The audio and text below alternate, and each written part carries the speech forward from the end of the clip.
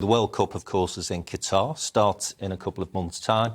And Qatar, as we know, a very controversial choice by FIFA, a terrible choice, in my opinion, not just because of the fact that it interrupts most major leagues across the season, because the World Cup usually, of course, takes place during the summer, but also because of that country's relationship with human rights, its attitude towards gays, towards women, and, of course, the stadia that have been built for the World Cup has been done, to say on the cheap, would actually be a kind description.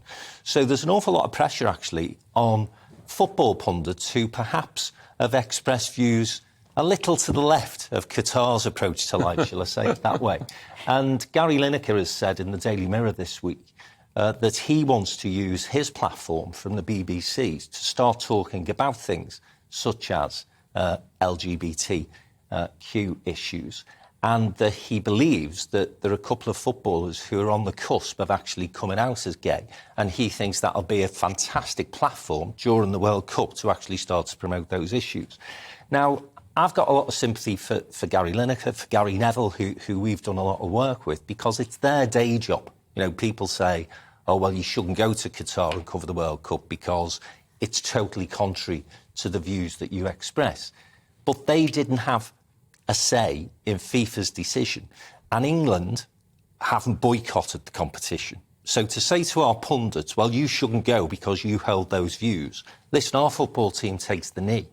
Our football team is seen as a group and squad of players who are very much on board with many of the issues that Gary Lineker and Gary Neville would express. Nobody's suggesting that they shouldn't take place. Come on, comment like this, Jim. It's incredibly easy, frankly, and I'm not saying it's wrong, but it's incredibly easy for these footballers to protest in favour of Black Lives Matter.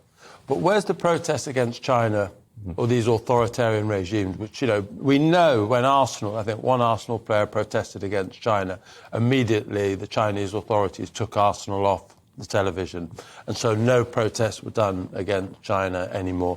The fact is, we absolutely know the big authoritarian regimes in this world, footballers are largely silent about, and so it's the hypocrisy of these pundits that drives me mad. Can I just put another point about this Gary Lineker thing? I mean, this is Gary Lineker who's just been found for the first time to have breached the BBC's impartiality rules. At last, some of us have been saying it for years, but the BBC have caught up and have realised that he has.